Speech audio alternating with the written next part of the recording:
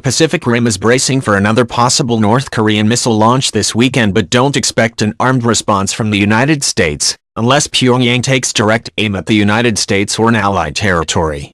That's according to a Team Trump briefing to lawmakers this week. Despite President Donald Trump's continued talk of military options in the North Korean standoff, his national security chiefs told lawmakers that they are trying to tighten the diplomatic and economic noose around the Hermit Kingdom, because there are no good offensive military options and the defensive measures are far from foolproof. They said North Korean leader Kim Jong Un's regime continues to make technical advances, and though some of the claims he's made as to what else they can do are unproven and sound crazy, they have to take him at his word and prepare defenses as best they can accordingly. In sum, the briefing was far more cautious than Trump's fire and fury public comments, or tweets, and far less belligerent than a similar briefing for senators last April. North Korea best not make any more threats to the United States. They will be met with fire and fury like the world has never seen. He has been very threatening, beyond a normal statement.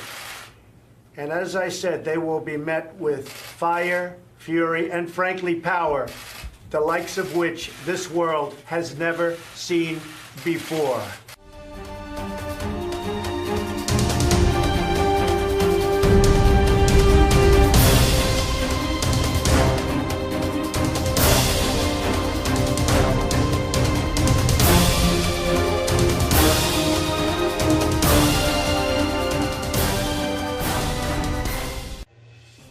Yet Trump continues to speak as if a military strike is a viable option.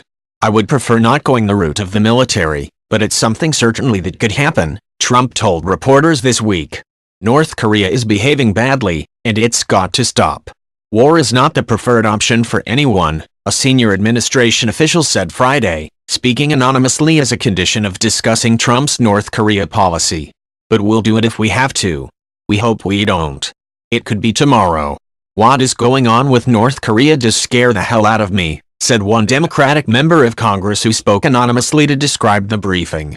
It does appear we have two totally different policies on North Korea, one at the State Department and Department of Defense and one on the president's Twitter feed.